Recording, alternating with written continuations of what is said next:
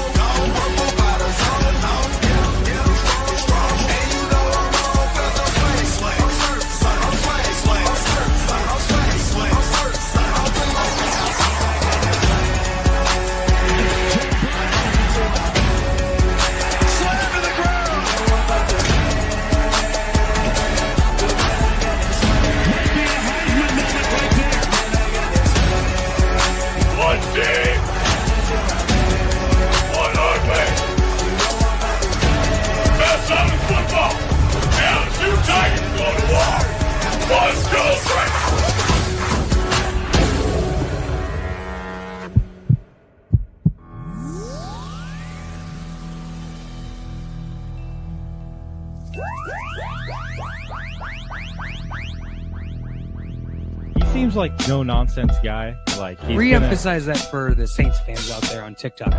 Caveman, what did you just say? The rebuild starts right now. Marshawn Lattimore's gone, so the defense, like we're not getting any better. Looking to get into Smith. What a pass!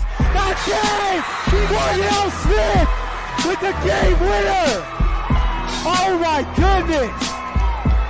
And that is why you have Aaron Fry pass the ball in.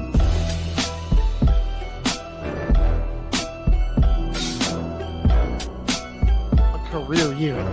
Like you have you have the best quarterback in the league, usually the best wide receiver in the league, and you've got the best edge rusher in terms of total sacks this season. And you're 4-7, and your playoff chances are hanging on by it. Let's make it interesting. We're making it interesting. Come on. Give us the freaking home.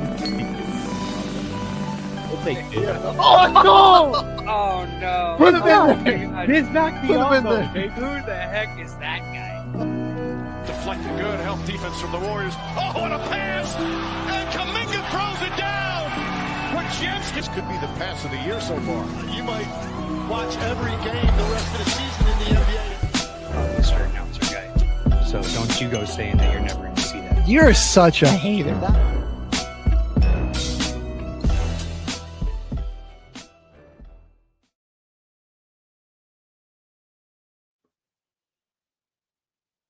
You are looking live until the final whistle. What, can you guys not hear you? My headphones are all twisted up right now. Cameron's headphones, they got jacked up. But we're here. We're back till the final whistle. Also thought a little other things. Yeah. Huh? We're good. We're good. Keep on. Okay. I did not think we were.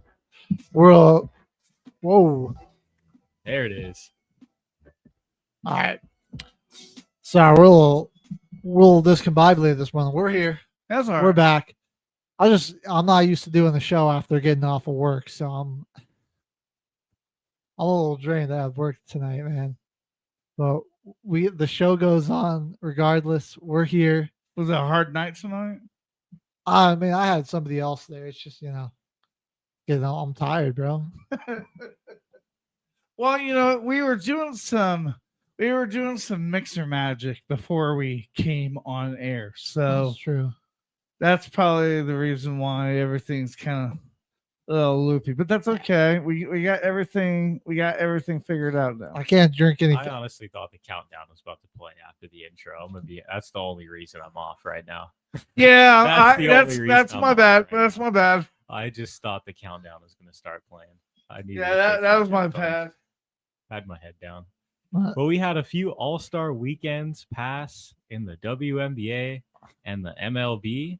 Look, guys, And we are going to recap that. We got a NBA Summer League champion. It was crowned. We'll stay tuned to find out who that was. Probably the best thing to happen to that to this franchise, franchise maybe in their like, history. Since the early 2000s when they switched from one location to another, or actually from one team name to another. Mhm. So all that coming up. We're going to start on baseball, and I'm keeping my promise with the Rockies. So missed a couple of weeks, right? We had the All-Star break, and so there was a week Caveman was gone. I forgot to bring the onions in the week he came back. Couldn't bring them with me to work tonight, so I have raisins instead. And I got totaling up over those 3 weeks. We've got 94 raisins I'm going to have to eat on the show because they gave up 94 runs. Which honestly, long break. It would have been worse if there wasn't the All-Star break. Don't get me wrong, but It would have been over 100. the fact that it's sub 100 is not bad. Yeah. All right. I haven't had a raisin in so long. I hate these things. So I'm gonna start counting them out. But okay, man, let's maybe get into it. We got some Did you say you hate raisins? I do not like raisins. Why not just eat a grape? I'd rather just have a grape. Yeah. I thought you were eating onions. I'm so confused. I couldn't bring them with me to work. Why? Just explain the entire thing, Joel.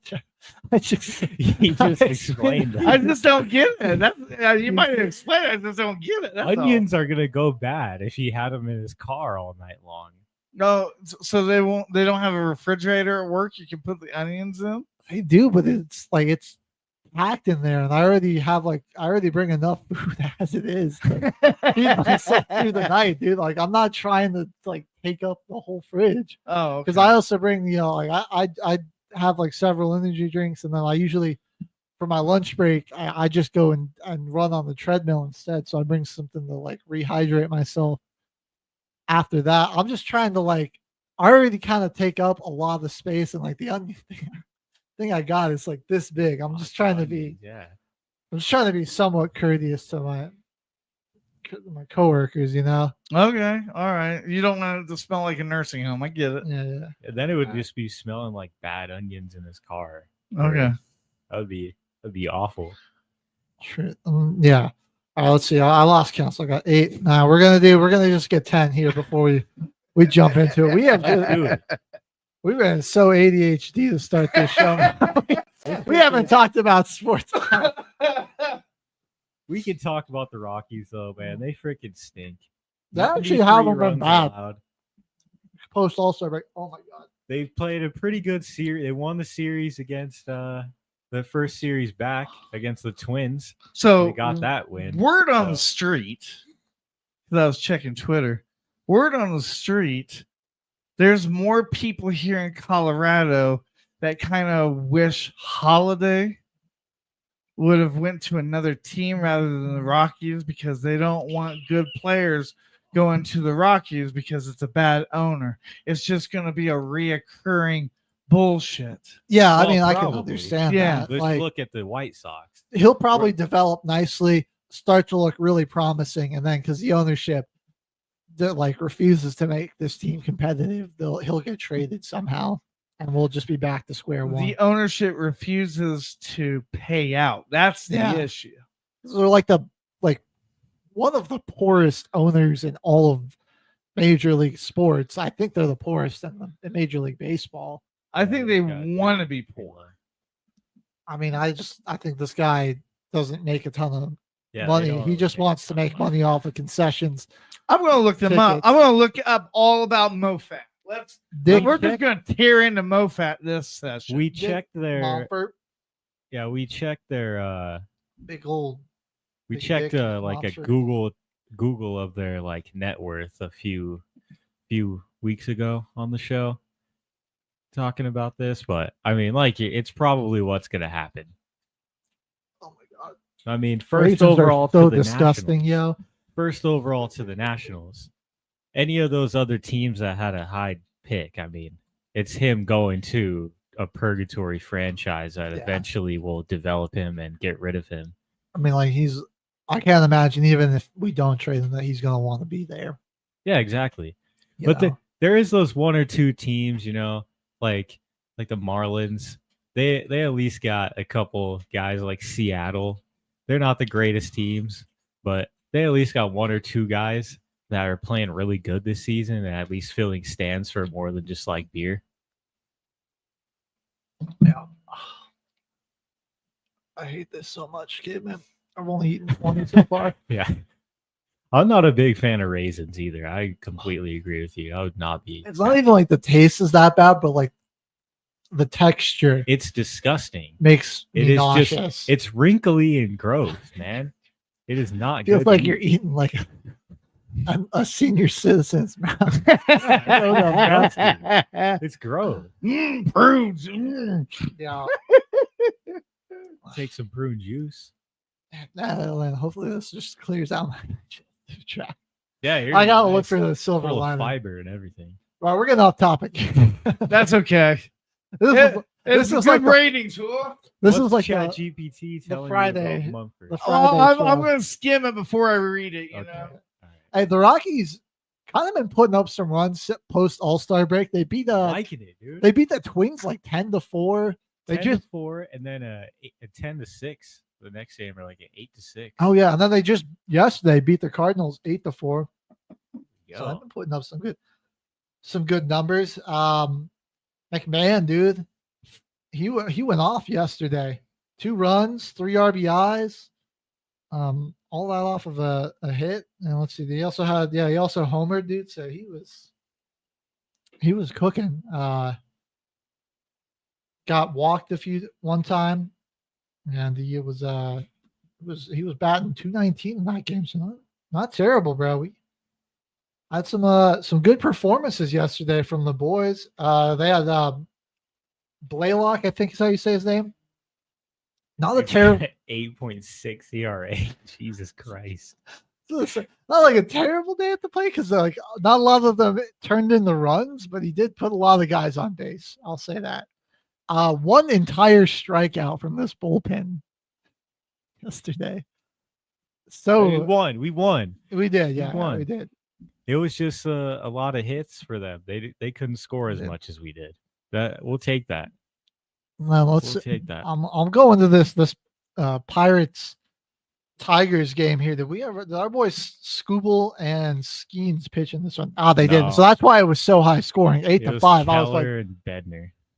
yeah, I was a bit of an L, man. Hopefully those guys do pitch against each other here And in this series. I'm I all want there to see for it. that, honestly, I because think they might have a few days earlier.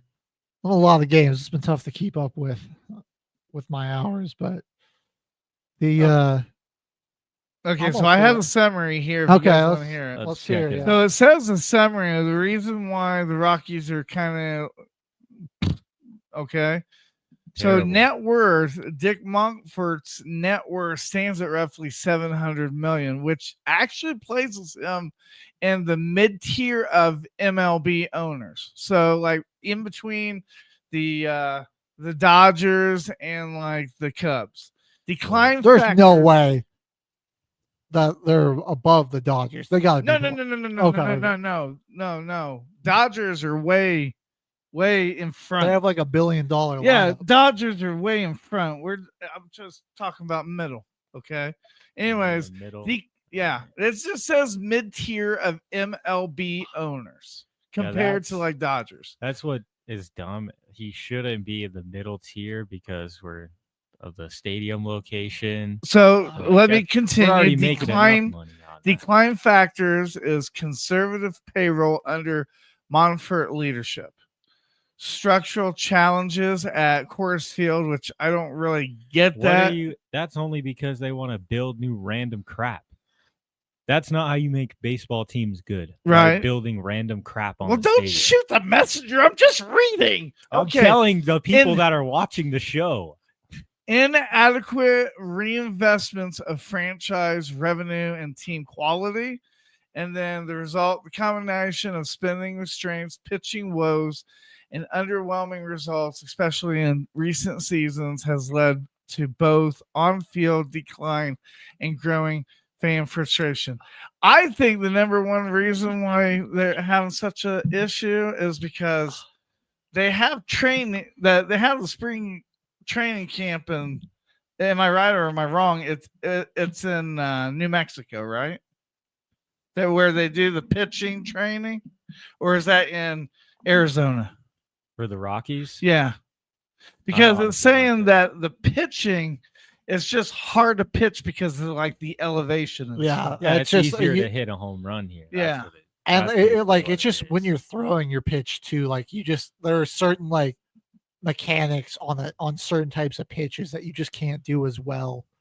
Like just coming out of your hand, like with how thin the air is, like the ball's just not going to do. It's not going to have that extra like curve or spin on it that'll help it drop at the last minute, on a bad air or something. Like it's so much harder to do that.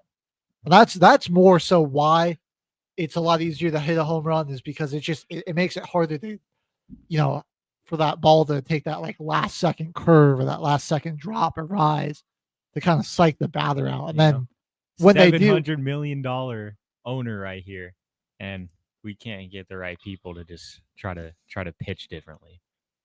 All right. Well, we're $700 million organization. Well, I mean, they got to put some heads to that. They got to put some heads to that. It honestly looks like MoFat. Like I will say a lot of they're like a lot of pitchers just like don't even want to like play here because they don't want to have to deal with. Well, I saw the acceptance, like the draft, the video or whatever. I saw like it said, "Hey, the Rockies have drafted Ethan Holiday," and like everybody looked like, "Oh, great." They're just they're just thinking about what team he's going to eventually go to. And the Rockies might have to pay him for like the next 5 years, like Nolan Arenado. Yeah, they already gave him a contract of $9 million. Yeah, I think a lot of people are kind of. It looks like MoFat really rides the rookies, and after their initial, I guess it's like the NFL, after their initial contract, he gets rid of them. Yep, or he'll pay them, and then they'll leave. They just go somewhere. They go to a different team. Yep. Pretty sure we're still paying Nolan Arenado. He hasn't been on the team in 4 years. Well, hey, Rockies have been pretty terrible, but the team that's kind of on a heater is the Blue Jays. They're now first in the AL East. They overtook the Yankees. They just got into a series with them where they did lose, but they got another game with them tonight, actually, here at 5:07 coming up. Here we go. They've been stacking up some W's. I mean, they just they swept the Yankees in the 4-game series earlier. Went 2-1 with the Guardians, 2-1 with the Red Sox. Then they swept the Angels, the White Sox, and the Giants. So I mean, some solid teams that they've just been cruising through. Their leading pitcher their leading batter, Alejandro Kirk, is hitting that 304 right now. And Vlad Guerrero, his OBP, man, the guy that just got paid, 391. So some good hitting they got coming out of here. I mean, their home runs are going up, and they're just getting a lot of hits on base, and they've got some pretty good pitching. Only a going game on behind here. the Tigers as far as AL total standings. Right. go, too. They've been putting together some solid wins here, man. The freaking Astros too. They just jumped up to first in the AL West. They're also 59-42. Let's see how they've been doing. 4-6 in the last 10, but on a 3-game win streak. Nice. Yeah, so some things shaking up here. All right. Over the past few days, making this this playoff race in the AL a little more interesting. The Cubs and the Brewers, both the 60-win teams right now. This NL Central is looking nasty. I think the Reds NL and Cardinals are just mid, but like NL will probably win the World Series again because there's just a lot of I think it's a lot more. It's a lot deeper on that side, you know. Yeah, the NL West has 4 teams with 50+ wins, and then the Rockies. Don't worry about those guys; they suck. Like the NL West, still a pretty tight race. Giants aren't crazy far back. Neither are the Padres. So, I mean, the Dodgers really can't afford to go on the skid. Yeah, like as you mentioned, the Central. I mean, you got 2 60-win teams up there duking it out, and then the NL East, dude, the Phillies, and the Mets, both with 58 wins. So they're neck and neck right there.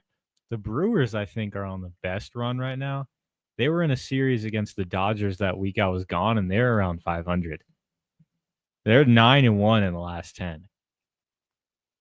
Yeah, they've been really solid. So we'll get up to 40 raisins here, folks. I need to get this to load here. I need to see that. I need to see who they've been beating. These Brewers, I got you here. Let's see. Yeah, they just swept the Dodgers in the series. I mean, it's been win after win after win here, bro. They did drop one to the Rockies a little while ago, but let's see, they get into a series with the Dodgers, sweep. Then they go Nationals, sweep them in that series. Dodgers again, sweep them there. Now they're 1-1 in a series with the Mariners. Did lose a series to the Mets 2-1, and then they went 2-1, beating the Marlins in the series, 2-1 with the Rockies. So, I mean, that's lost to the Rockies. So fraud alert, actually.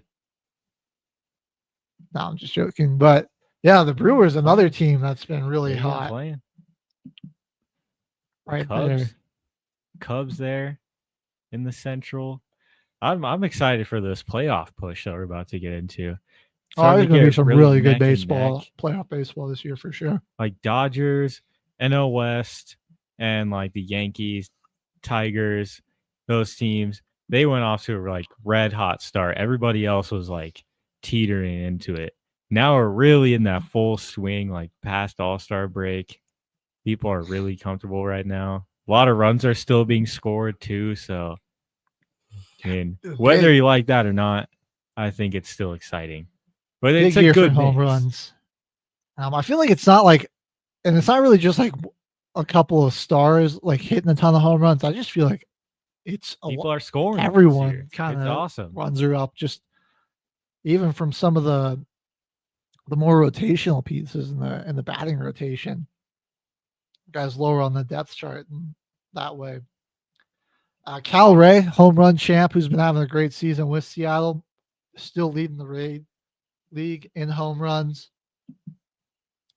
He's a slugger. I mean, he's not top 5 in your batting average, but so I mean, there is a little bit of a kind of boomer bust there when he does step up to the plate because he is. Let's see where he's pretty far down here. Where is he at? He's really big power guy though. Yeah, he got some. He does strike out. Doesn't get. I don't even think I'm not seeing him in the top 50. Could be possible. I'm just missing him, but actually ain't that good. But yeah, I mean, it's like you give him an opportunity, he's crushing that. He's gonna send it, yeah. And it's going. I feel like we keep seeing some a good rotation of players in the pitching wins department. You know, like some guys kind of jumping up. We were just talking about Milwaukee, Freddie Peralta now leading the league there in wins this season. And then Garrett Crochet, man, Yeah, they came out of sort nowhere of with that. jumping up into the top 5 here in recent weeks. Max Fried's been rock solid for the Yankees. He's been really about the most consistent to stay in the top 5 as like, good quality pitchers. And Skeens and Scooble still dominating in terms of ERA right here. You go down to saves, some new faces here too. Robert Suarez is down number 1 here. Okay. Some new guys like Hader jumping up out of Houston, Jeff Hoffman, Trevor Miguel, Carlos Esteva. So some new faces just compared to a couple weeks ago, right there. Whereas the batters kind of stays a little more similar. I'll say Eugenio Suarez out of Arizona really jumped up the RBI list, man. Now he's currently leading the league with 86. So the Diamondbacks, man, that's a team that just they're a lot of fun to watch because they are just they can really put up runs with anybody, but they just give up so many. It's you're gonna get a lot of high scoring Diamond games most of the time here. They got over 1,000 runs in all their games, out of runs allowed and runs scored. They're over 1,000 already in this one season. Yeah, it's just, it's straight bombs all game with those squads. But it's a lot of fun to watch. Good MLB season so far. Their defense locks in towards the end of the season. It's going to be really, with where they're at in the NL West. It's just going to be really tough for them to. They got enough time to go on a quick run. Yeah. This is a really long season. That just got out of the All-Star break, so definitely not anything out of the blue that could happen. Probably with just under 2 months left to go in the season. Yeah, like they're probably a little too far from first, but not too far from second. They'll definitely fight in for a wild card spot in the NL. Yeah, wild card spot's not out of the question because I'm like blanking. It's 6 teams, right? I get in. Right. 6 and 6. Okay. They got a 12-team bracket. I don't know why wild card teams. I got football. I kind of got football in the brain. I was thinking like 7 teams. I was like, that's not right. All right. Yeah. So, they're gonna have to jump the Giants and the Padres. I think that's really gonna be their big threat. St. Louis would get in that before them right now. So would Cincinnati with where they're at. The Central is pretty good too. There's, yeah, what the heck, man? 4 teams all over 50 wins. All 4 of those teams are 52 wins or more, actually. Pittsburgh could literally be right there too.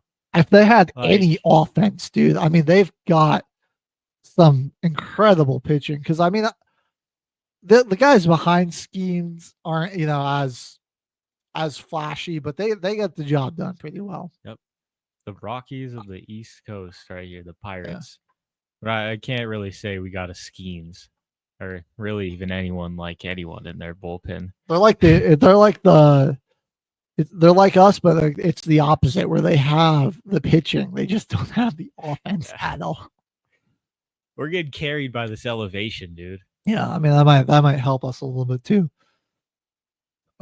Right now, looking at this NL as it's shaping up, I don't know. The Diamondbacks are really going to have to start to go on a run here, and start stacking a lot of wins because they're 2 games below 500 right now, and I really see them starting to fade here, or not being able to keep pace. Right now, I'm gonna throw out some early predictions. So I think your 3 division winners are going to be Philadelphia, Milwaukee, LA, and the NL. And then your wild cards, you're looking at the Mets, the Cubs, and I'm probably going to go with I'm going to say the Giants. I think the Giants actually jump the Padres. I think the Padres they might miss. I think they miss actually. I kind of agree with that. After last year's choke job, I mean, do you see? In the same breath, I will say that for me, those two are San Francisco, San Diego are interchangeable. I really think is one or the other. But I just don't think with how good some of these other second and third place teams are in these other NL divisions that like I don't think you're going to get 2 wild cards out of the same division here. And then if we'll go to the East. This is a little easier to predict.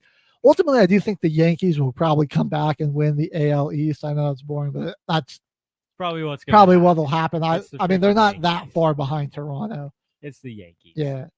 Tigers run away with the Central. I think the Astros, Mariners are close on their tail, but I think the Astros hold on and keep end up getting that division win. I think Seattle in the future could definitely run the West. Oh, for sure. And then for wild cards, Toronto for sure. I think Toronto's going to be our best wild card. I'm going to say Seattle, and then low key, give me they're in 4th in the East right now, but give me Tampa Bay, bro. Like to stack it together. I like that. I think they're kind of a surging team right now. I like that. I like that. They're pretty solid. They had a little bit of a run. They bumped up to second there before Toronto started to take over, and the Red Sox kind of found their feet a little bit. But I think they got some time. I gotta read up on some of the guys on their rosters and stuff more because to be honest, I haven't been giving them the attention that they maybe deserve. But they're a surging team right now, and from the looks of it, they're probably a pretty young team too. Yeah, this is it's a mid-season bold prediction. A lot to change, but I like that. I like it.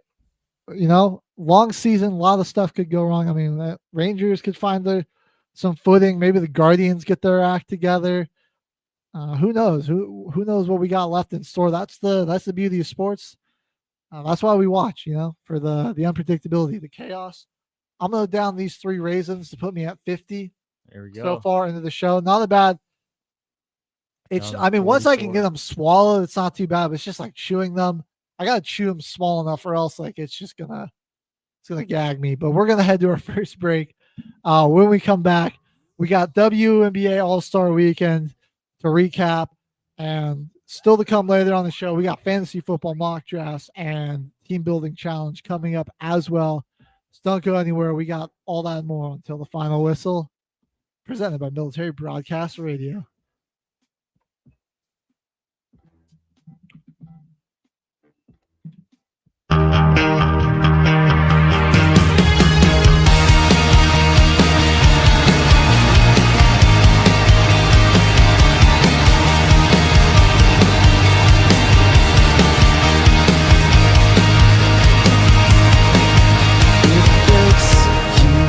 Complicates and shakes you, consumes all that makes you deep inside your bones.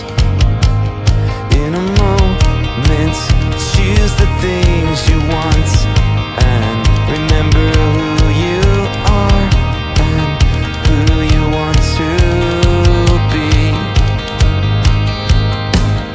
An anonymous dream came calling deep inside your soul. Let it came with love and splendor, everything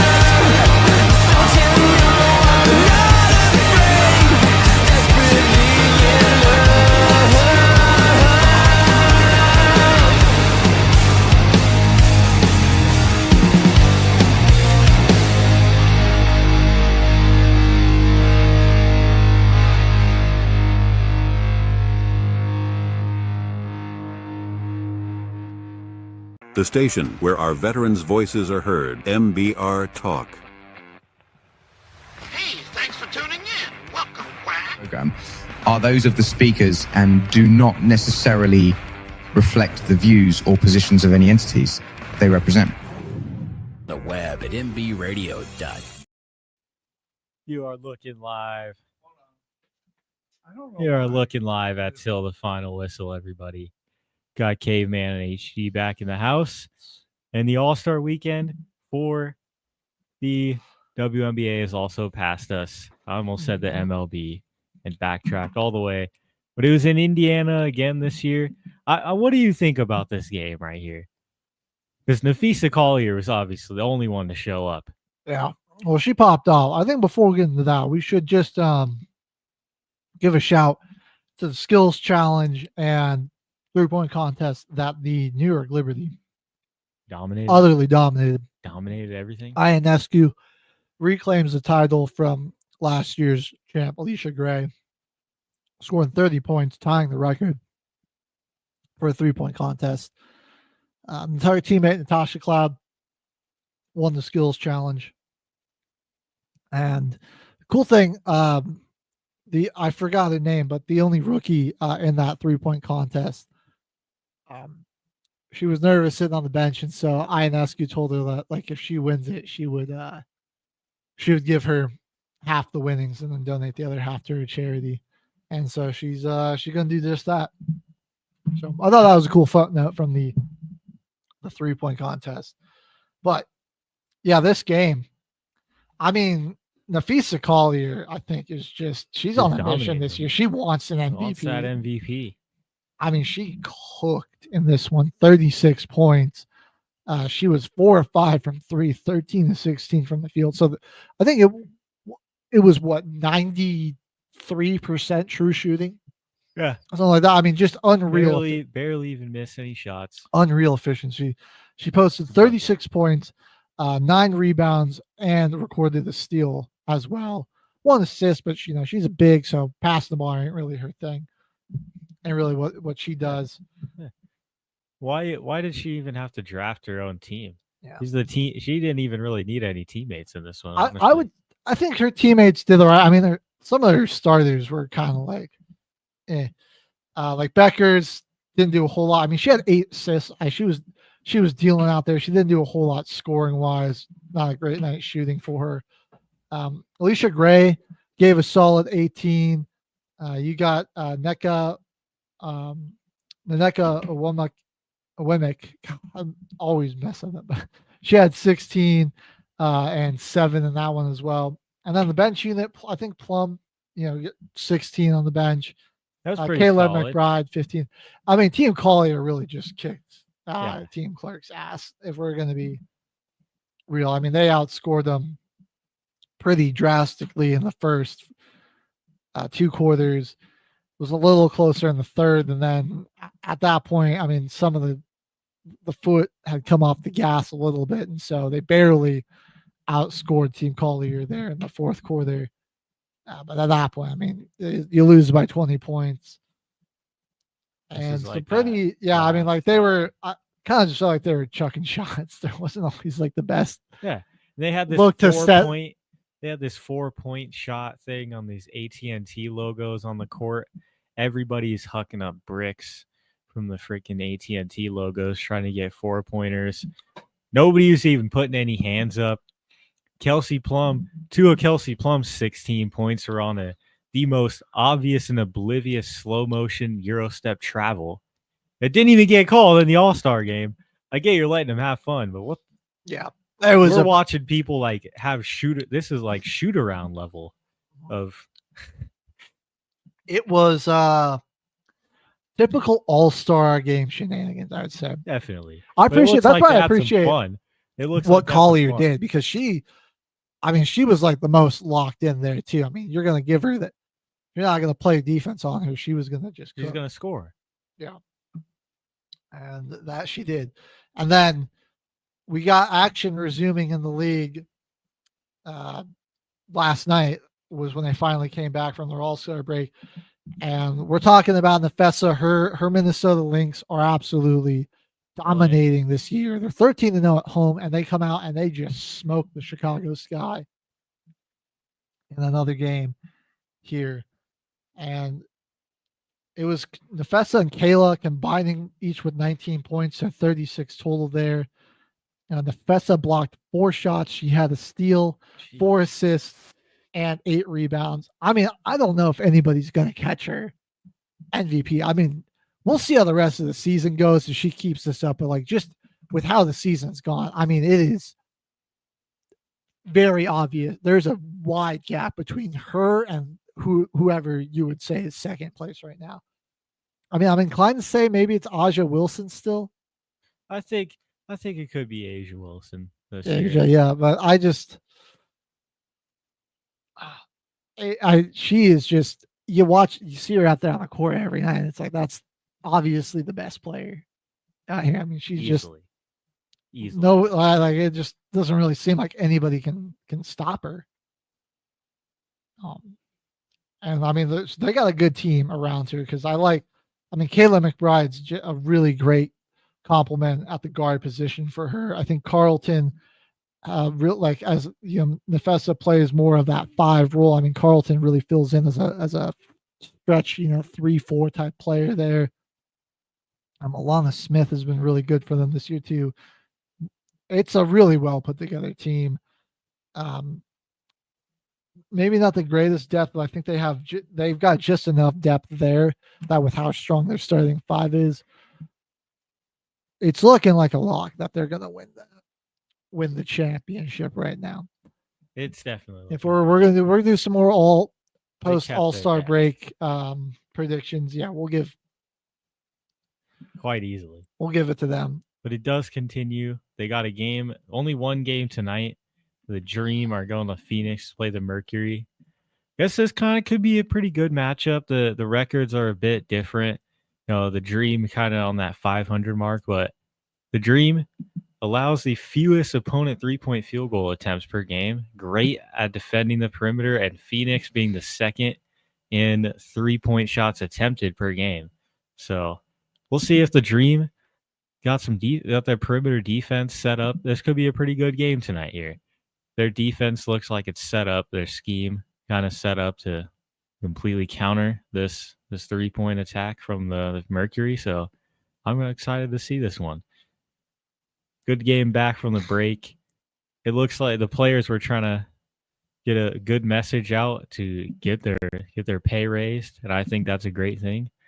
A lot of people kind of dissing that league after seeing those messages being sent out, but they average a pretty good amount of viewers. I feel like they deserve some. Where I'm at with the whole pay thing is it's just this weird anti-worker culture that we kind of have here in America, where it's like I don't know, like there are so many companies that aren't profitable or even operate at a loss for a period of time, but you still pay those employees a reasonable salary. I mean, like if you weren't paying employees until the company became profitable, I mean, like a lot of tech startups would be paying their employees like 4 cents an hour. Yeah, that's why the argument that they lose that much money every year, like around like 500,000 a year. It's a stupid argument. The players are part of that expenses that a business is just going to have to account for. It's a business expense. That's all the player is. The WNBA is just a business. I mean, like a lot of sports leagues, I mean, they bring like the WNBA, like the players bring in like one of the smallest revenue shares out of like any. Yeah, they have brand deals. Any sporting league. Stadiums where all the fans showing up. You got your memorabilia, everything that people are buying. Like we were saying, it's just an expense to the team. Right. That's all the players are. It probably should be their highest priority expense because it's gonna. Yeah. We're dealing with when real human beings are a part of your business's expenses, which is probably why they should be getting paid a little bit more.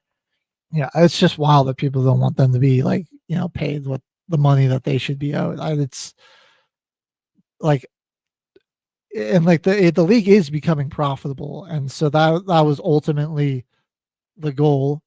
And there are tons of companies that aren't extremely profitable or struggle or don't turn profit for a while, and they still pay their employees a reasonable salary for what they're worth, And yeah, I do think that, just pay them more. I mean, that's if you're not willing to pay the players in a lot of money in sports, I mean, like, should you even, like, what should you be owning a team? Yep. And it's more so like they're not paying them because it's helping the owners' pockets is what, the people who own these teams will be fine financially. They're going to be more, okay. They're going to be okay. Their team might not be profitable, but that, themselves, sure, they have enough money to own a team in a professional sports league. I'm sure their pockets are fine. We're going up to 70. 24 more. You're actually getting there now. Before the first hour, you could get them all down.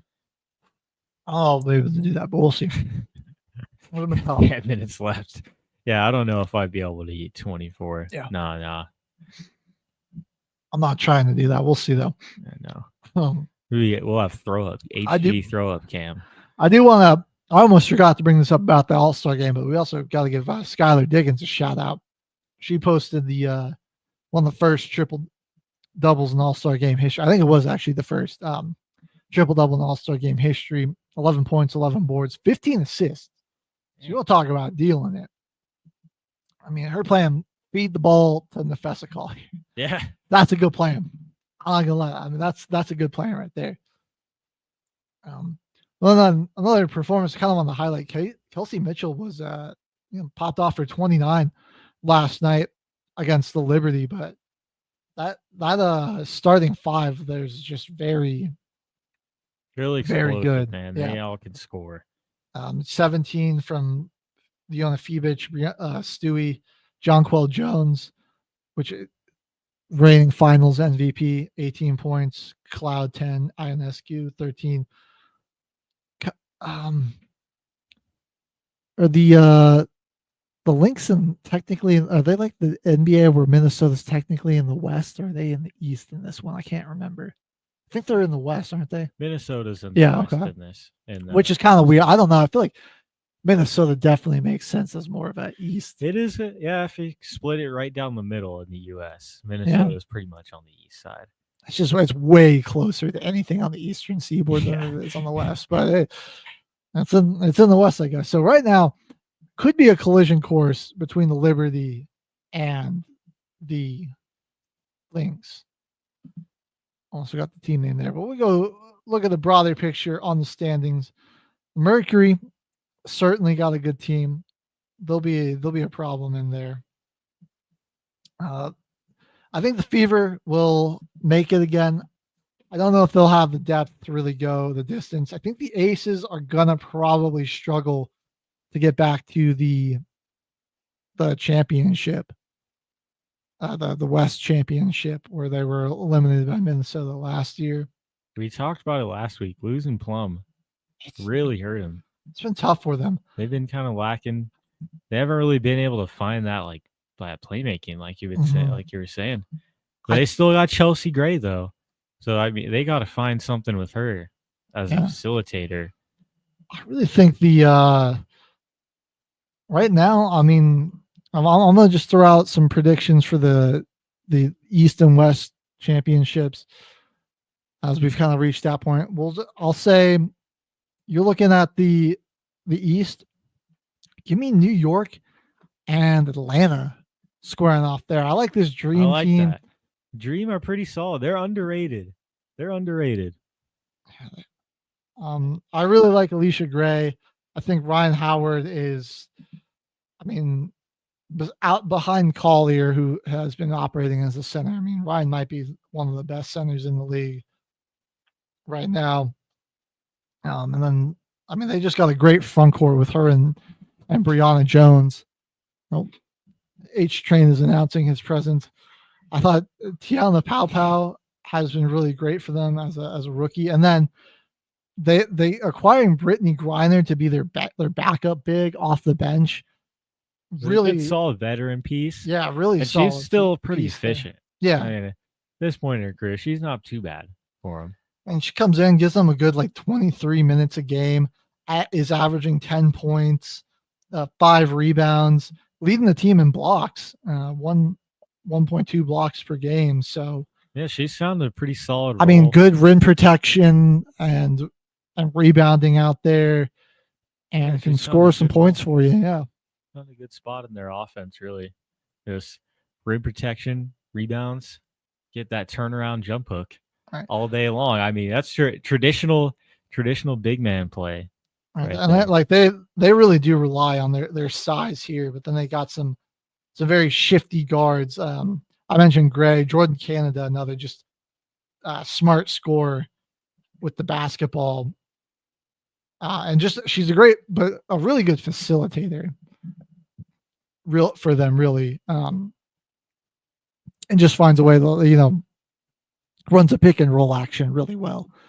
Alicia Gray is definitely more of the scorer out of those two guards, but they can both put up points and run that pick and roll action with those bigs. And yeah, I mean, they got a good recipe to go deep into the playoffs there. Going over to the West, obviously I got the Lynx. I think it's the Storm then, man. I mean, I think the Storm are going to go deep. They do got Skylar Diggins-Smith. She's a fantastic player. They're going to be really, just a real tough cover in the playoffs. And then Naneka is there at the forward position. Gives you a lot of points, a lot of rebounds per game. Solid rim protection. Gabby Williams there as a small forward, some good jump shooting, shoots the ball pretty well. Yeah, and they just got some solid 3-point shooting as a team overall too. I think is where they'll really excel. Yeah, I mean Diggins is arguably top 3 guard. I think in the league right now this season so far. And I don't even know if a lot of people find that as a really crazy take because this league is kind of dominated by the bigs right now, though. These forwards and these centers are really finding a way to be just the lead scorer on their team and fill it up and rebound. Right? Yeah, right now, what you're looking for is why I think they probably won't get past Minnesota's because the best teams really have a real dominant forward, strong big on their team. Yeah, like a real dominant big, or just a dominant front court, with really good guard play. And while I think that they have some good forwards here, I think their guard play is where they really excel. And I don't, it's just like in the playoffs, that type of game is going to get slowed down a little bit and not be quite as effective. True. Offensively. However, I do think that they'll probably have what it takes to knock off these other teams with their front court play. And I mean, who knows? I mean, I thought, Skylar really elevated her play for the postseason, and she could be really good. I mean, even better this season. She looks like she's gotten way better from last season too. So I'm counting out here. Let's see. I was at 70, correct? Yeah, you're at 70. Okay, we're gonna go 76 here. That'll probably be it for the hour. Yeah, so it doesn't sound like you're having a good time over there. I would not be either. If you like raisins, please chat. If you like raisins, both of us not a fan. I'd rather just have a grape. The texture is so. Why does that? It does not feel. Why is it? It does not feel at all natural, man. Why do we have to dry and dehydrate fruit?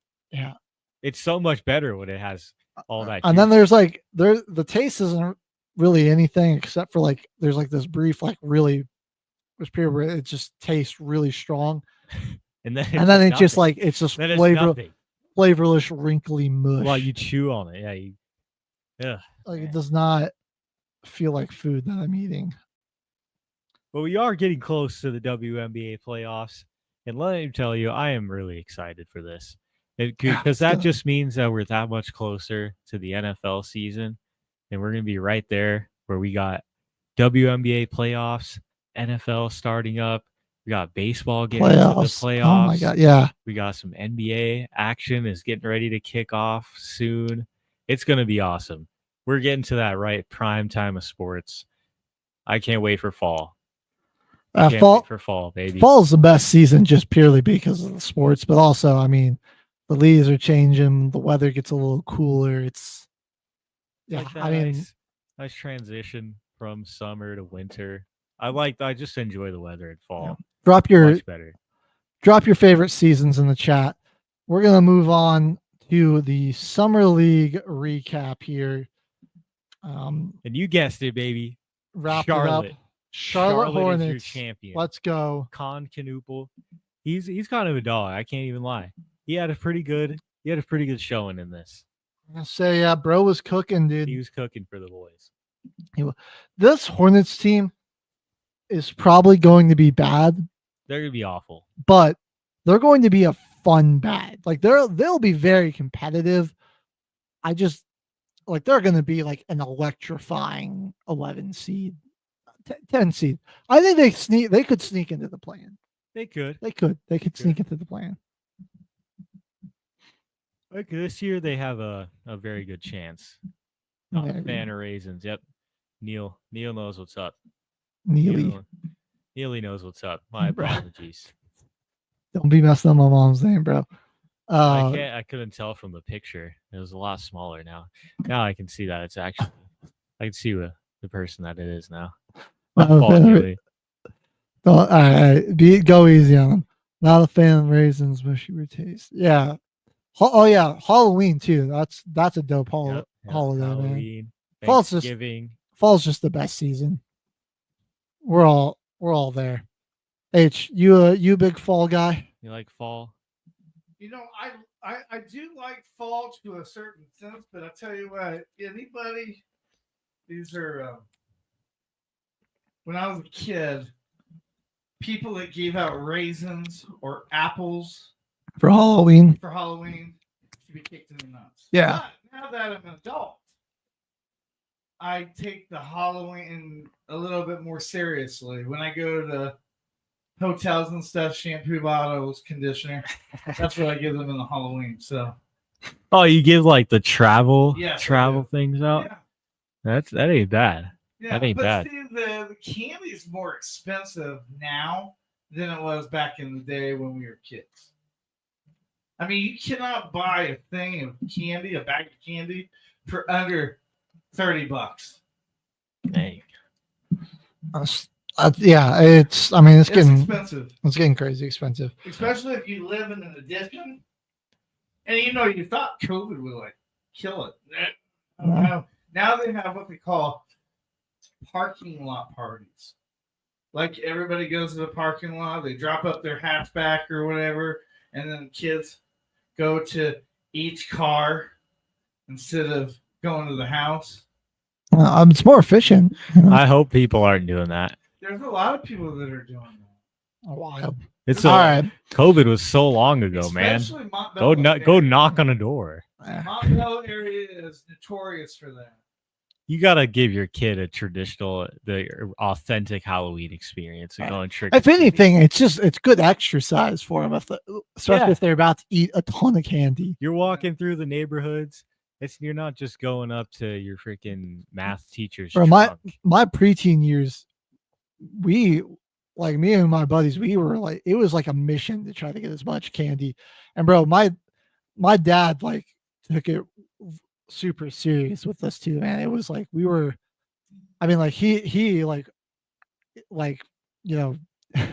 us up. He was like, yeah, we're hitting all these houses. Like that's exactly how it was. We got it. All right, we're gonna go back to the Charlotte Hornets. Gotta be. The Hornets know because they are your summer league champions. Yes. The best thing that's happened to them since since they became they won like game 5 against the Cavaliers back in what was that, 2014, 2015? I'm forgetting. Al Jefferson was cool for a little bit. Yeah.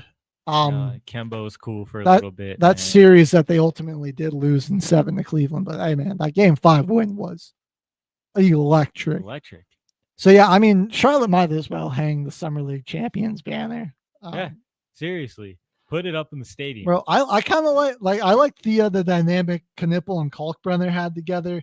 I think those guys will be give you some fun off the bench. You got LaMelo's there, Brandon Miller when he gets healthy. KJ Simpson I thought was really good for him too.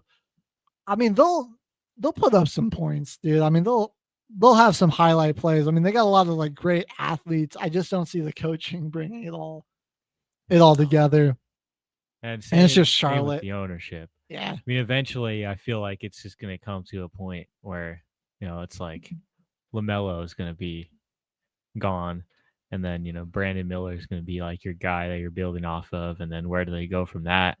It's like they kind of feel like they're stuck in a purgatory, but winning Summer League championship, I mean, you got a glimmer of hope, right, for a team like this.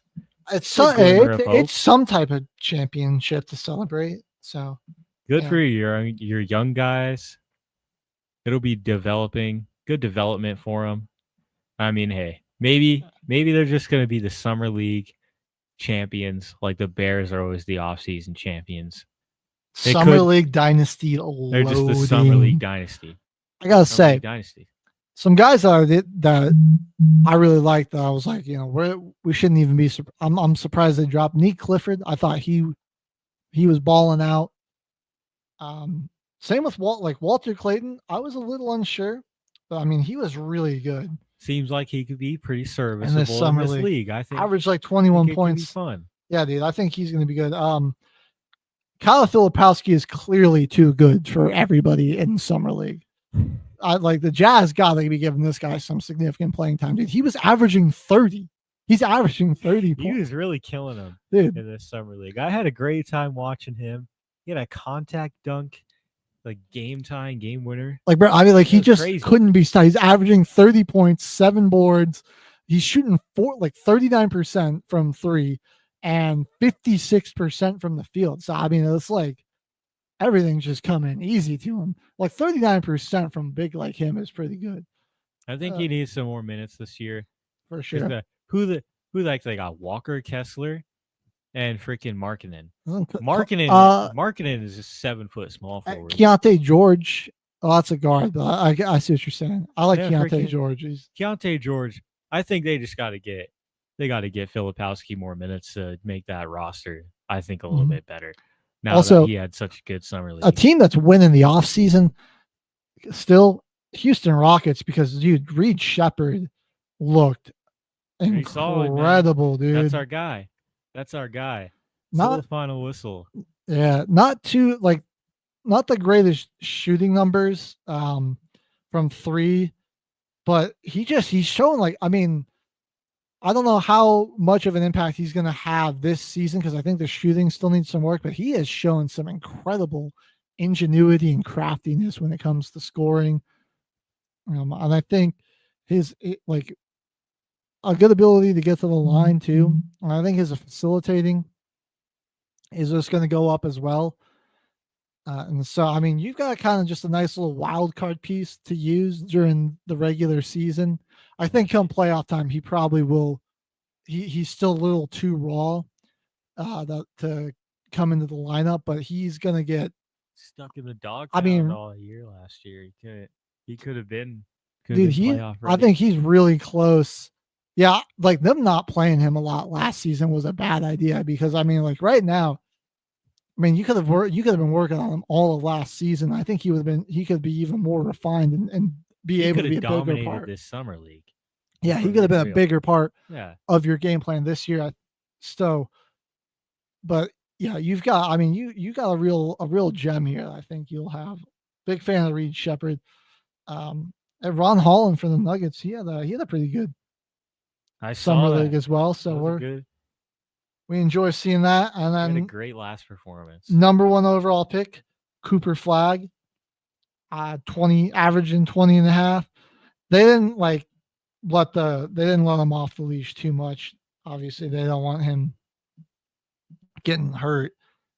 But I mean, yeah, solid shooting numbers and everything. He saw a lot of attention, so I think that'll ease up when you've got Kyrie and Anthony Davis working there around you too. So it's I mean, Dallas health is the big factor there, but they could stay healthy. I mean, like Kyrie might miss the whole season, which is a big problem because he tore his ACL so late. And, AD's always got the health problems. We'll see how Clay's health is. But that roster fully healthy is definitely one that I think could take a lot of teams to 7 in a 7-game series. That's right about Clay. It's his freaking back, huh? Yeah. His back that's always getting hurt. Mm-hmm. AD is just everything everywhere. I mean, Kyrie relatively healthy throughout his career. This was kind of an unfortunate ACL injury for him. And so late in the year. I don't think this would have happened if Luka was on the team, but they just threw the burden of the offensive load on the Kyrie. All onto this guy. And I mean, he carried it pretty well for a while, but I don't think that'll he had an older star like that, you're gonna have to do all this extra scoring. Yeah, you're gonna hurt your guy doing that. They lost a decent bit of shooting. Clay not being able to stay healthy. Luka, and Clay kind of regressed shooting anyways, and then Luka's not there. So Kyrie had to do a lot. Their spacing wasn't as great. He had to do a lot more finishing around the rim. Just not something I would be putting on a 34-year-old. They're not comfortable doing that at all. Yeah, we are. Okay. But I'm saving that for last. That's our summer league recap that we got here. Let's go Hornets, man. Yeah, shout out the Hornets. We're happy for you. Also, one more shout out. Jeremiah Fears looked pretty good too. I liked what he saw as the rook. Well, we're gonna wrap it up here. The summer league segment here. Don't go anywhere though. When we come back, we're doing fantasy football mock draft, that Pro Football Focus mock draft simulator. We're gonna break it down. It's time to start thinking about fantasy lineups and then team building exercise. Can we finally get to 1 million yard passing yards? I think we can do it. Today's feeling I'm like the day. I'm feeling the wheel today. I think the wheel feels merciful today. Let's see. Where's I was at 76 here. Let's put me up to 80. Just past the hour. There we go. 80. 14 more. I got to calculate Monday and Tuesday's games, but I've been catching up good on these workouts, man. If I can keep it to just 1 or 2 games at a time, I can knock it out. Yeah. When I'm doing 5 or less, 6 or less, it's not terrible. I started going up over that, and it becomes too large of a mushy, tasteless mass in my mouth, and it just doesn't work out. But you get to see me. I'll do, you know what? When we come back, I'll do the last 14 all at once. That's going to be terrible, but I'll do it. Man. And then fans, I love it. We'll lock it in and we'll get this fantasy football draft going. You got all that and more until the final whistle, presented by Military Broadcast Radio. Stay with us.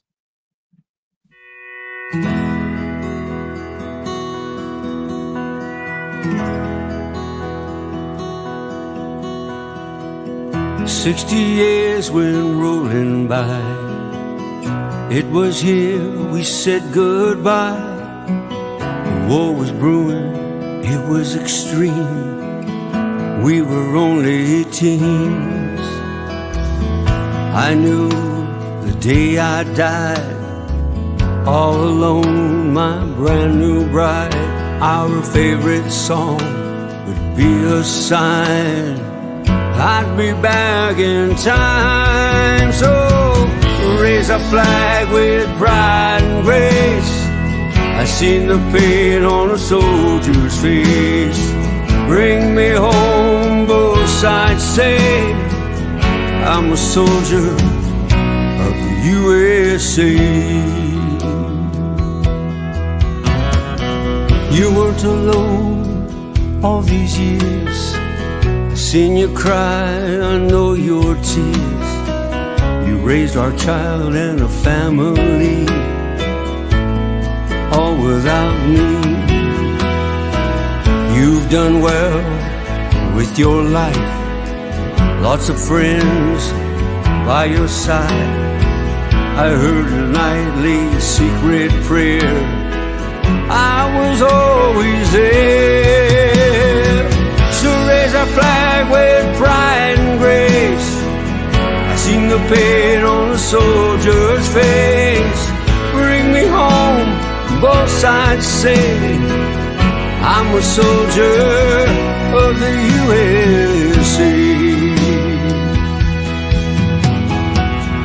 Now it's time, my lovely wife, to bring you home, say goodnight. Close your eyes to our favorite song. Can you see me now? Can you see me now?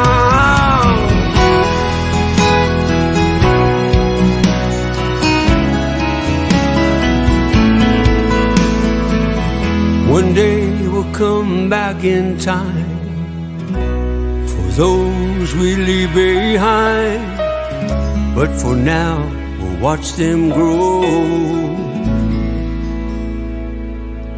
Welcome home.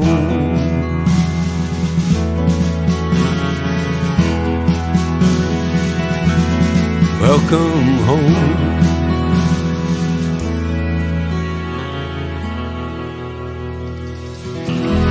Welcome home. The station where our veterans' voices are heard. MBR Talk. Hey, thanks for tuning in. Welcome, Quack. Program are those of the speakers and do not necessarily reflect the views or positions of any entities they represent. The web at mbradio.com. You are looking live at Till the Final Whistle, everybody.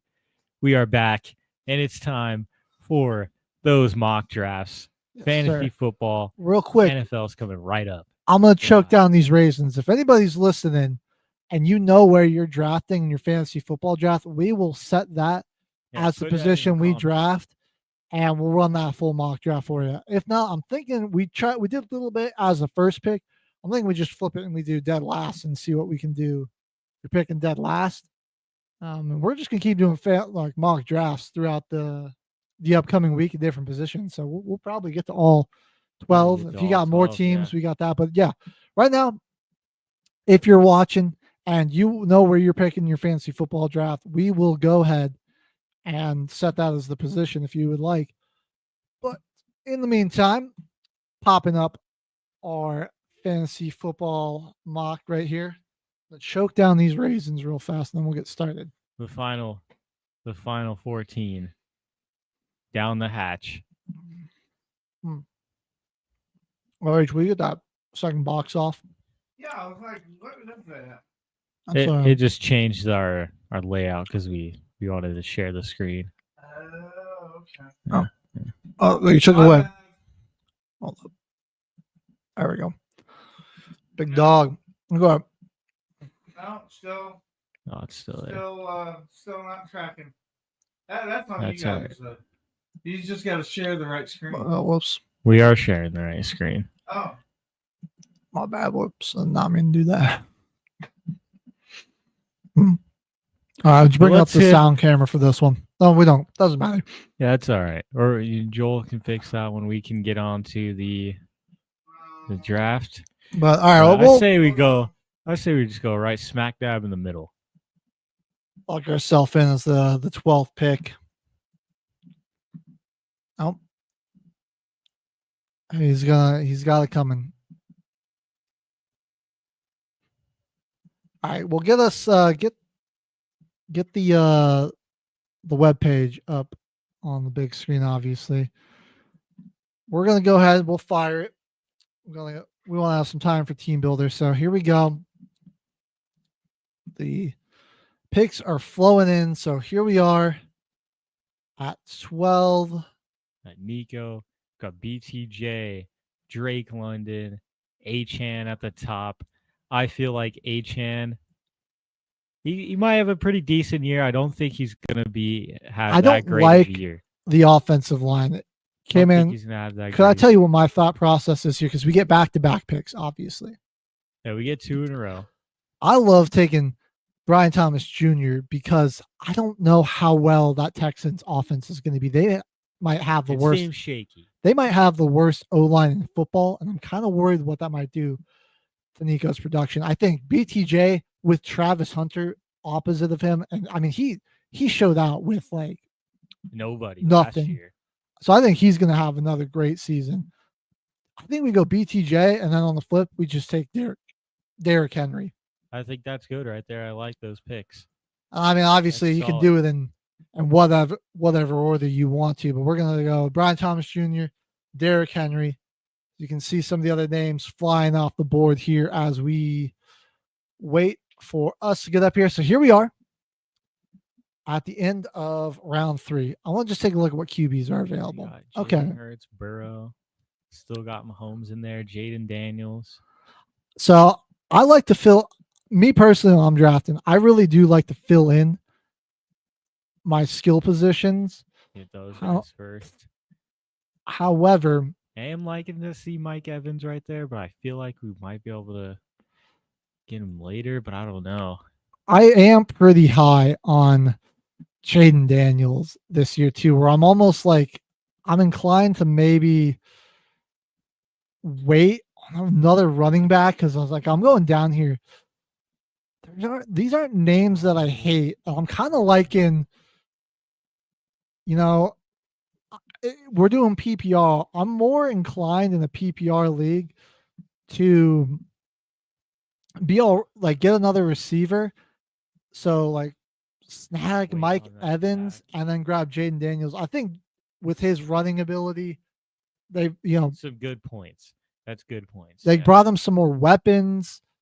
So I think he's just he's gonna be a great dual threat player. I'm pretty high on him there. So we could go Mike Evans. We could try, or the interesting strategy, double dip, take Scary Terry, Jaden Daniels. But where is he gonna sign? Terry McLaurin, he's still with Washington.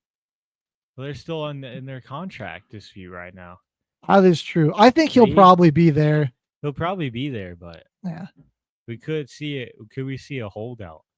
Like that's true. I mean, even if you do see that their production isn't it can be a little down right away. I like Mike Evans there. Honestly, though, I kind of like Devontae. I kind of like Devontae in LA alongside Puka with Stafford throwing them the football. I think we go Devontae. We're gonna take Devontae right here. That'll be cool. And then QB, I do like Jaden. Okay, man, where do you think we go? Would you go QB or running back here? I like some of these running back options, but I'm also inclined to maybe wait. I would go QB. And circle back here. I think we could wait. I think we can grab Jaden. I think he's going to have a huge season with the dual threat ability here. Let's see. Only one running back. Oh no, a few got taken. Never mind. Yeah. Now we come out to it. I think we definitely fill in that running back spot, and here we are. Montgomery, we got some great options. Really not a bad spot to get him right there. Yeah, still in Detroit. The line went down a little bit, but I still he's going to steal a lot of goal line touches. He's an interesting sneaky pick. I do kind of think Montgomery is kind of good here. I mean, we could go back to back on running backs if we wanted to start filling out depth, or take a look at a tight end. A lot of options here. I say we do David at this spot. Yeah, I say David right here. We're going to grab David Montgomery. He's still going to have all that goal line production. And then, here we can get some solid tight ends. I think Travis is a little washed. Hawkinson could be I'm a little hesitant on him going this high because I don't know what the quarterback situation. McCarthy's going into a good situation, but it's essentially his rookie season. He is, yeah.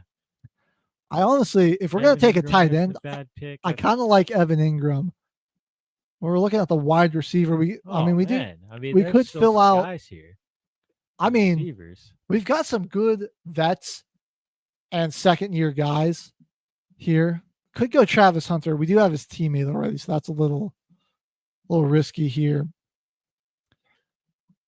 I don't know about Zay Flowers. I don't know. He was real sketchy for me. I don't know.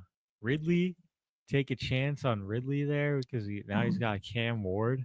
See, some of these guys I don't hate, but Pickens I'm not ready to I wouldn't be ready to draft them here just yet. Not quite. In this spot. I kind of like Evan Ingram here as our Evan Ingram, or we throw Harvey in there as our third back and go him with our flex there. I'll let you be the tiebreaker on this, though. Ooh. I know this kind of seems very homerish because they're both Broncos, but those are just genuinely, I think better situations. I would rather go with Ingram here. Okay. I'd rather go with Ingram here. That's less of a chance. That's probably where I would have gone too. I wouldn't, especially after I just took a running back, I probably wouldn't go with another one, like back-to-back picks. So here we are. We're going back-to-back again. I think now this is where we start filling in our depth at, each of these positions here. So running back, not exactly thrilled with a lot of these guys. Yeah. Maybe ETN as a backup. I think if we're going, no, Najee Harris is there. That's true. He's gonna be splitting carries with Marion Hampton. I could just see his usage going down.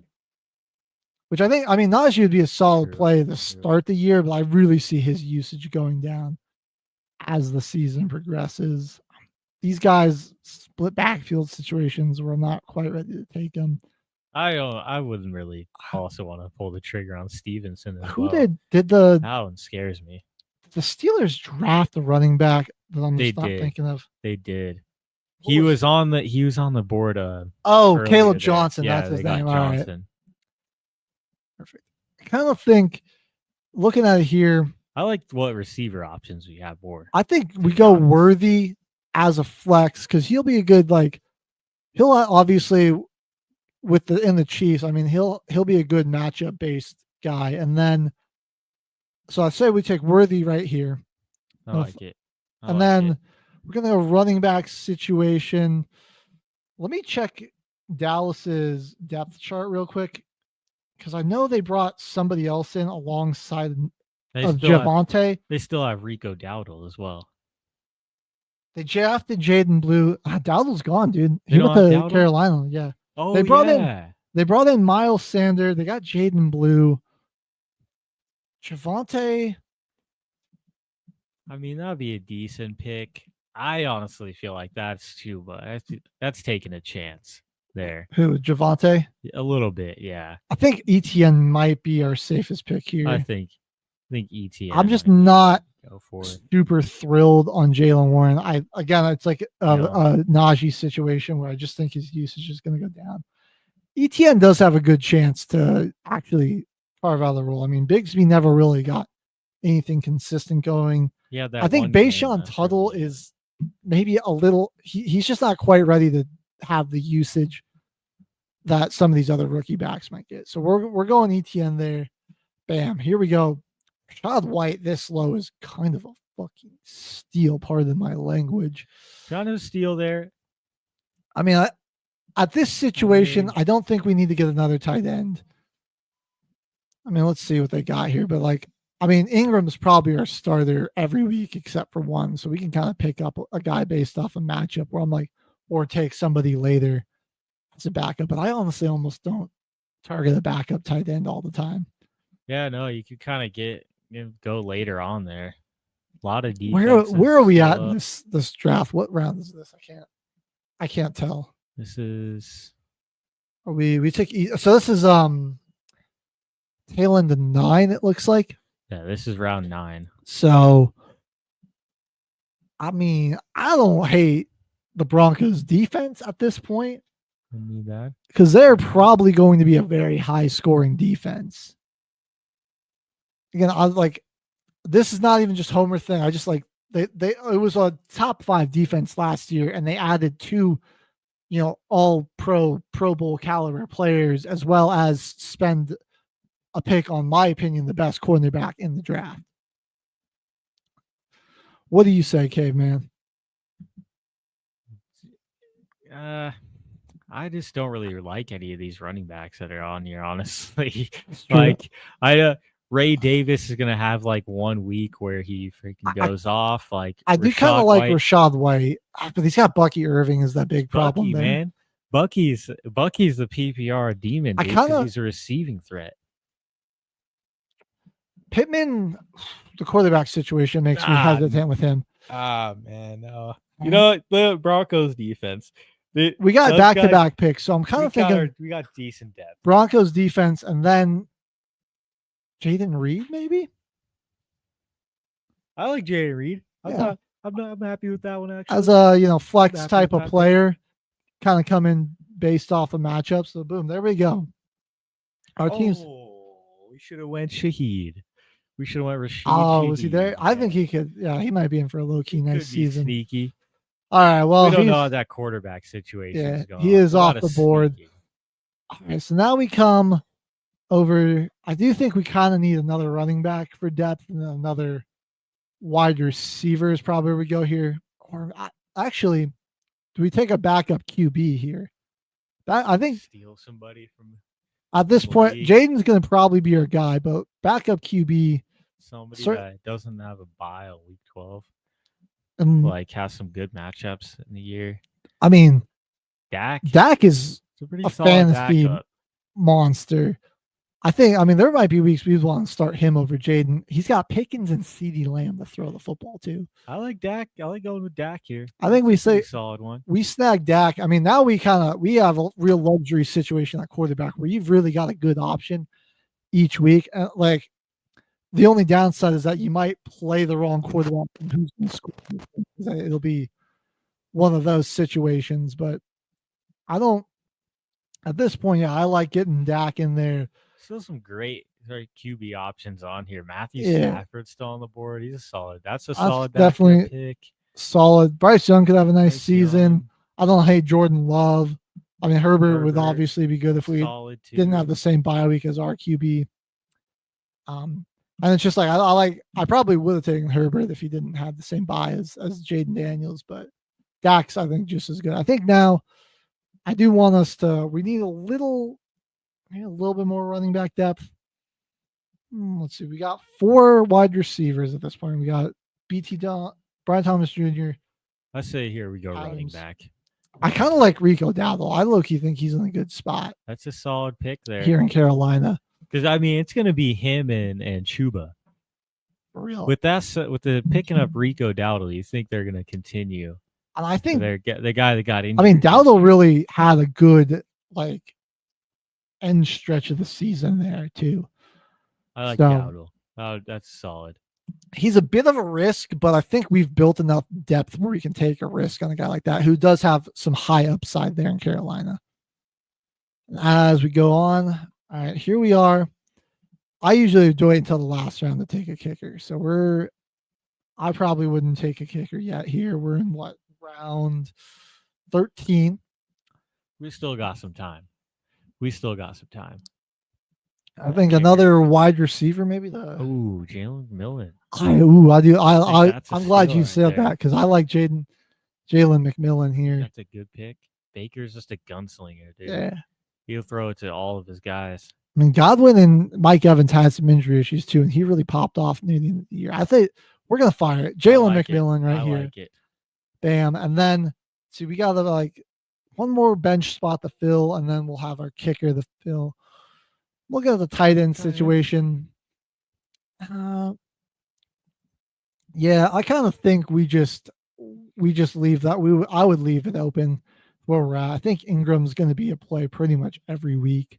The only other guy I really like on that list is Cade Otton, but we already got Mike Evans and McMillan.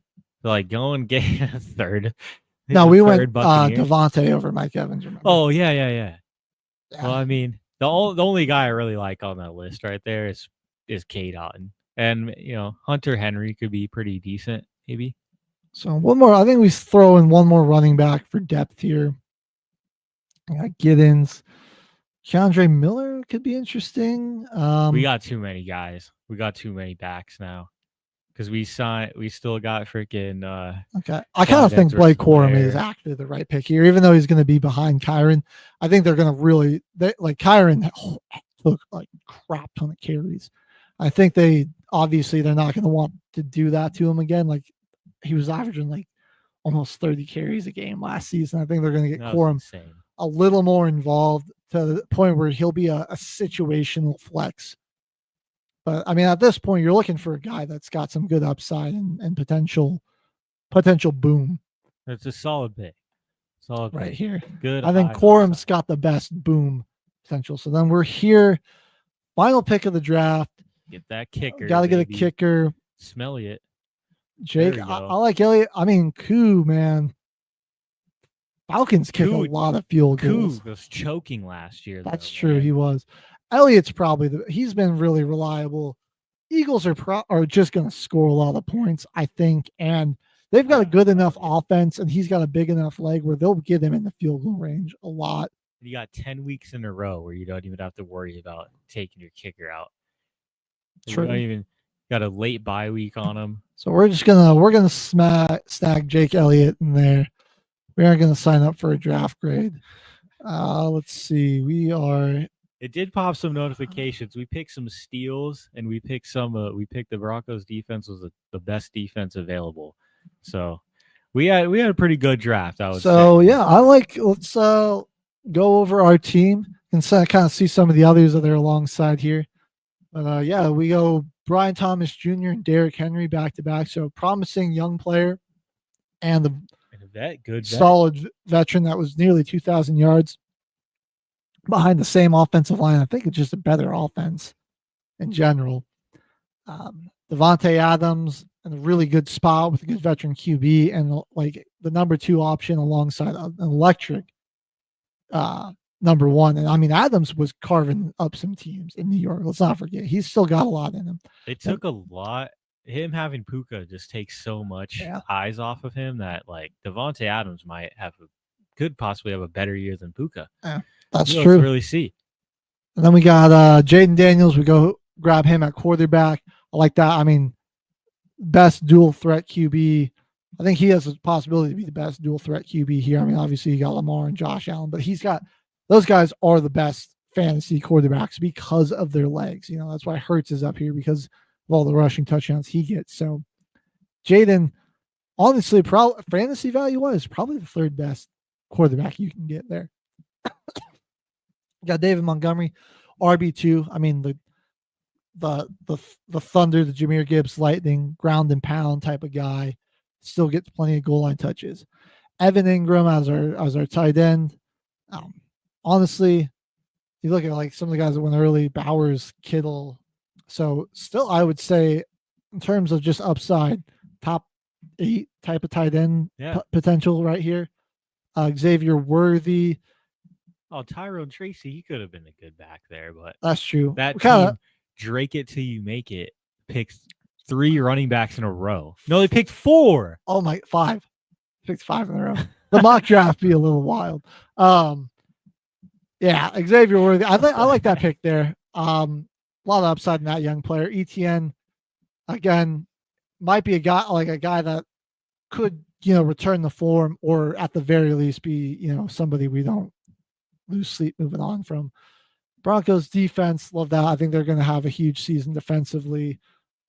Jaden Reed, maybe the best backup QB we could have gotten. Dak Prescott. He's kind of a fantasy monster, bro. He just will he will stat pad in absolute hopeless games for the Cowboys, and like they'll lose by 17 points and he'll score like 38 fantasy points for you. Rico, I like the upside there. Jalen McMillan, Blake Corum, and then we rounded off Jake Elliott. So let us know how you think we did in that mock draft there.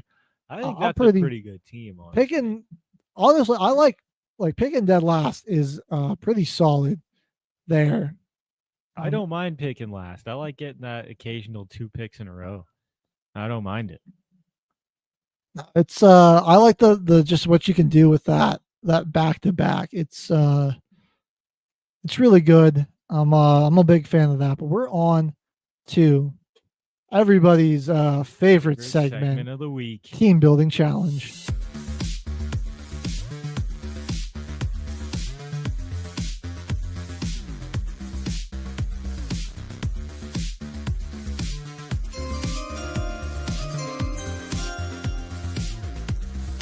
And I'm putting together a special team. It's go time, everybody. You know the segment drill. Of the week. Let me grab my notebook. We are trying to get 1 million passing yards, spinning the wheel 15 times, 15 quarterbacks.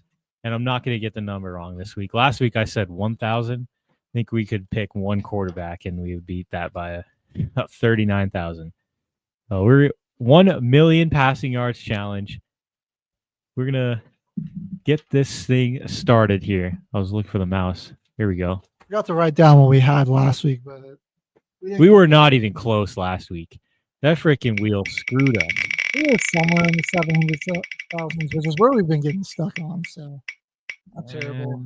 We start with my God. Yes. First spin. And it's a great one. Tom Give Brady. us Tom Brady.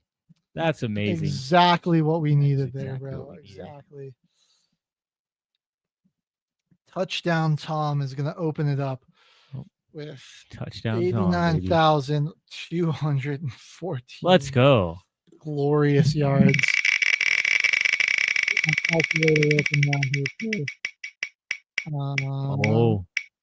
Oh, come on. My God. Okay. This isn't the worst. Let's just think here. I mean, with Drew Bledsoe, was he stat it like that? I mean, he's got to have a solid amount of yardage, right? True. I think we go Drew Bledsoe. I don't think that's a bad pick. Okay. And we're sure we don't want to do Mac Jones though before I lock in Drew Bledsoe. I think we're good on Mac Jones. Now we will go Drew Bledsoe. The legend is sorry, let's see. Moment of truth. 44,600. All right, we'll take that. Don't give us a hate again because I don't know what we're gonna do there. Yeah, that would stink. Broncos. Okay. Oh yeah, bet. Does Rodgers or Favre have more actually? I think probably Favre. I think we have more chances to get Aaron too. Well, I guess we have actually the same amount of chances to get Aaron, but I think we go Favre. Yeah, I think Favre does have more. It does love to give us the Jets. So I think Favre is one of the guys we need anyways. The only thing that sucks about the setup, and me and Keith is that to be able to hear the video sound, we have to push this. That's to hear the video sound, and then for you guys to talk, I have to push that in. I see. Well, that's all right. The Chiefs. Okay. Well, let me take Joe Montana because he was briefly a Chief. I think he'll be slightly more than Mahomes anyway. Like it'll be like 8,000 more, but they'd all. You can't quite pick Patrick Mahomes this year. See what I mean? Yeah, I mean that's fine. We don't really care. I don't want to hear the clicking sound of the wheel. Yeah. Well, we're gonna get Mahomes anyways. Again. Okay, so we'll go Joe Montana for the first, and we'll go Mahomes on the second. So that's gonna give us Montana 40,551. Patrick Mahomes. Get away from the Patriots, dude. Oh, what is this? That's real tough. Okay. I'm sorry. I'm a little behind, Kim. Give me just a second. Well, it gives us a moment to think about who. Ponder. Anybody got a yo? We're still going by that rule. If you do want to bail us out, we're still drop a yo in the chat. That's how you do the fan assist. Give us a yo. Give us a respin. Or just land on if there's somebody we're not thinking of, you can also throw them out there. We do take submissions. Yeah, if we're missing a QB, because all right, we can. I think Cam is okay for this situation. Mahomes is 32,000 32,552, by the way. So, oops, that was on 32,352. Actually, my apologies. I mean, Cam was there briefly because like Brady was there for so long, and it was Bledsoe before him. Oh my, I'm like, I just don't know. They didn't have anybody crazy memorable that was super successful back in the day. Like, I know Cam is probably around 30,000 something. Let's just go Cam. I'm not thrilled with it, but I just can't think of anything else. I know. Oh, wait, hold on a second. Hold on a second. Oh, did you not? H isn't paying attention to the chat. Yeah. Brody. Clutch, man. Yes. Clutch dropping a yo. So we're bailed out there. Come on. That's clutch right Shout there, out, Brody. And then we get the line. Stafford. We get Stafford, though. We like it. We like Stafford. We'll take Matthew we could have had the freaking sheriff. Stafford's definitely someone we need for this, though. So that's a good pickup. Terrible. He's like that's a good pickup. Somewhere in the 50,000s. That's huge. All right. Shout out for Brody potentially saving us this week, the challenge this week. That's man. Clutch. That is clutch. All right. 59,809 yards, dude. It's almost. Oh. That's the Broncos. That's the Broncos. I can't. Yeah, yes. Oh. That's the Broncos. And give us the sheriff. Come on. Top 3 in passing yards in NFL history. Breeze did pass him, right? Eventually. And then Brady obviously has the most because he played a jillion years. Yeah. 71,940. We're cooking this week. What I the picked 7. The Cardinals. Carson Palmer's not bad. He wasn't bad. We We'll got take- him once. We'll take Carson Palmer. We'll take that. That's fine. I mean, 46,247. We'll take that. That's That ain't bad. that'll get the job done. I mean, we've only gone under 40,000 once, and that's with Mahomes. So that's pretty good. So 46,247. You can go ahead and spin the next one. All right, let's see. I got this. So just over halfway. We do need to start getting some more heavy hitters though, like some. Yeah, we need a big number. Don't give us the Panthers. That No. doesn't help. We got to go freaking Andy Dalton, dude. I think go Andy's Dalton. because he's got like 39,000. Like, I don't think Baker has that many yards yet. Yeah. And I know Cam's only around 32,000. We gotta freaking take the red. I don't Rocket think Jake himself. Delhomme he might be out there, but I'm pretty sure Andy Dalton's better.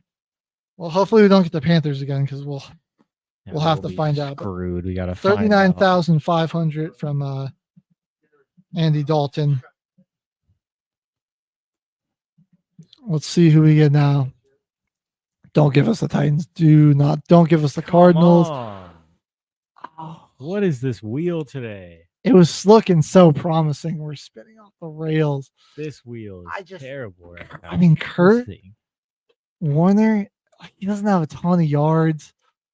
He gypped us too on the touchdowns one too, I think. Mm-hmm.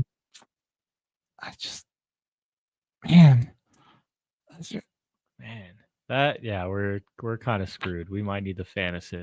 Kyler Murray's not gonna do it. Yeah, I think I've seen it. Is that another one? Oh, it is. Dude, shout out, Brody. Man. Just wants us to win this week. I appreciate it so much though, because I love it. You need the bailout sometimes from the wheel. You know, it's only if we're at the mercy of the people and the wheel pretty much. You don't go the Browns. Okay, Cowboys. Better than nothing.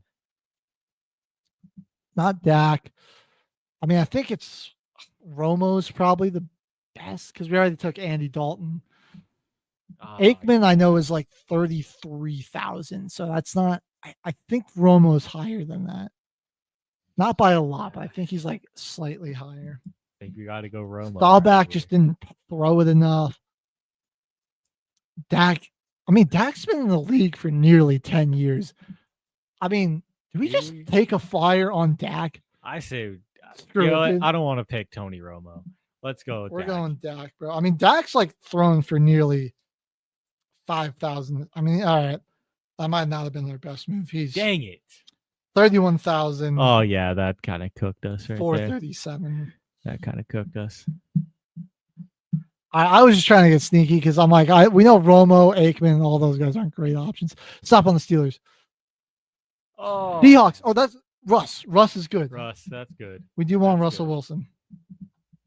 I don't know if we've kind of gotten some unfortunate spins here though, so we'll see if we actually are. We're gonna kind of need a miracle, I think, to pull it off, as we're already on to 11 here. This is rough. All right, 46,135. So that's pretty good. We'll take Buffalo. that. No. Oh, not the Panthers. What is this wheel? You can't tease us by giving us Tom Brady, Favre, and Manning, Stafford, and then it's just been garbage spin after garbage spin. We get the Panthers We haven't twice, even, man. Like, we haven't what even the heck? sniffed the Saints, bro. No, we got The Giants, the Steelers. we were one spot away from the Saints twice, but we got the Patriots. Oh, Did we man. go Jake Delhomme or Cam Newton here? Oh wait, or Vinny, right? Vinny played for the Panthers. Testaverde? We could go Vinny Testaverde. We're like totally forgetting about him. Yeah, that's where he ended his career. So I think we just Go with him. our man Vinny, the journeyman. Vinny T. I mean, This wheel sucks this week. yeah. Even worse than last week. Vinny, got he's straight a reliable journeyman QB, 46,233. But yeah, we really need to finish it strong here. Saints, please. No! Are you kidding? By a hair? The Patriots again? By a hair? A literal hair? We just barely missed it. All right. I mean, Come on. unless we get another yo, this will be our third and final yo. We We're might be screwed. taking Cam. This is probably going to kill it. Oh, I think we gotta go Cam. was there some journeyman that stopped in there? Can I just How many yards do you think Jacoby Brissett has? not enough? Can I just try? Can I just check to see if Kerry Collins played there? I don't think he did. I'm just kind of this is kind of more desperation than anything. Okay, yeah, no, he didn't. I thought maybe he was a Saint Oh yeah, we found that a couple weeks and ago. the Panther, so he's. That's when we could steal. Is that a third? Yep, Brody. Oh man. my gosh. He The came hero. in with it again. Okay. I can't even think of it. There we go. I mean, this is our final one, but it does keep the run alive, so we have a chance. I think if we had to go with anybody on the Patriots, we were cooked. Giants. Okay, Steelers. Yes. I think Big Ben's the best. I think he's just slightly ahead of Aaron Rodgers. So I think we go him, right? I'm typing in Big Ben. That's not going to pop up on Football Reference. We're going to go Ben Roethlisberger, though. Well, let's lock it in. 64,088 yards. We needed that. That was huge. No more respins. We already used we got our 3 strikes and we're out. Oh, don't go on the Chiefs. Oh, to us again. that's brutal. Well, there's no respins here. They do it to us again. Man, I'm trying to think of just somebody who was like randomly a Chief, but never really played. Oh, dude, what was that guy's name for those like 2000s teams before Alex Smith got there? It was something Green. Does anybody know what I'm talking about? Was it Eric Green? Eric Green. Maybe. Honestly, that sounds familiar. That sounds kind of. They had a familiar. QB that was. No, that was a tight end, dude. Green, dude. His last name was Green. I can't remember the first name though, bro. Joel, do you remember before the Chiefs had Alex Smith? I think we do you got remember who their quarterback was? We got in like early 2000s. Okay. I mean, I think we just go Alex Smith here or Len Dawson, but Len Dawson's such a throwback. I just don't think it's gonna. Yeah, I don't know about that. It was Matt Castle. Oh no, that's not who I was thinking of. Matt Castle's not a terrible option. I think It's not Alex a bad Smith is still pick. better, but no, it was. So it went Brady Quinn and then Matt Castle. And then it went Like Alex. Castle was 2000 to 2008. Castle 2008 was 2009. I'm talking like early 2000s. Like it was like before Matt Castle. yeah, but like before Matt Castle, like he was somebody like in the early 2000s. He was only there for. I don't think he was there for the full 8 years. All right, we do gotta wrap this up, so we'll probably just lock in Alex Smith. Tyler Thigpen during the 2008. Tyler Thigpen. It wasn't We're not. Thigpen. We're It not wasn't picking. Thigpen. We're not picking the Thigpen, man. We're just Like picking look up. it was Alex Smith. We'll do Alex Smith. No, his last name was Green. That I'm sure of. Okay. Woody Alex. 35,650. I'm just blanking on bro's first name. Chiefs quarterback for the revolving Trent Green. Trent Green. That's his name, bro. 01 to 06. All right. Well, we got the Cardinals again, so I mean this absolute. What the hell? Well, man, I mean, what do we even pick now? Do we do Kurt Warner?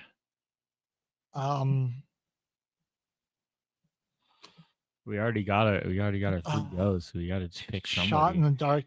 Did Culpepper play on the Cardinals like when he was old and washed up?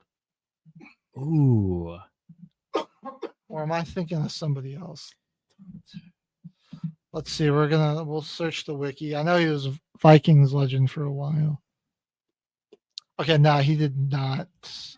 That was not who I was thinking of. Was it Warren Moon, maybe? I remember like some. It might have been. It might be. I have like a vision of like there's somebody. A black quarterback in the Cardinals jersey, and he was just like, he was so good somewhere else. And he was just so washed. But no, Moon was the Seahawks. Oh, wrong man. division. Oh, he was a Chief. He played for the Chiefs though at like the very last year of his career. Oh, so that's good to know. We could have done that, but that's good to know for next time. It wouldn't have helped this week. But it wouldn't. All right, Kurt screw it. Warner. Let's just throw Kurt Warner in there, man. Kurt Warner. We're gonna come up short, dude. Only 32,000 and 344 yards. Kurt, man. He had such a short peak. That was the problem. Yeah, it was really short-lived. And his injury problems and everything. Sorry, Kurt Warner. Saints did not help. You're still elite. So the Bounty Gate defense did not help. 751,951. So, man, we were rolling. Come on, dude. It's just this wheel stinks. Way too many sub 40,000, sub 35,000 guys here. I mean, Dak was kind of a leap. I forgot what Tony's numbers are, but I don't think it's much better anyways. Only 34,000. So that would have that's freaking that wouldn't have made much of a difference. And we kind of knew Tony wasn't great. Warren Moon obviously now we know for the future. Trent Green, he wouldn't have been a huge help. He only had 28,000. All right, well, brutal week from the wheel. It got our hopes up what's up, Holly? Hey. Got our hopes up just to dash him. Yeah, you just missed the wheel, absolutely. Just taking us down. We just got beat with a metal pipe in the alleyway behind the studio. And that's with my man Brody. He came in and gave us our 3 strikes on the Yo's to give us respins, man. absolutely screwed over by And the wheel this week. We couldn't do anything. So if you're thinking of doing a random wheel anytime for the Morning Wood show, just I might stick away from it because we're getting beat down. Because this Friday, Holly gets awarded her spoon. So she can start whacking us. Huh? So she can start whacking us. Well, Not the Holly spoon. It's a Holly spoon, and it's going to be at the bottom of it. It says, "Please fill the cup or get smacked." You know, so that she can get like. It's a tip jar. Yeah, kind of. Yeah. You know, I like it.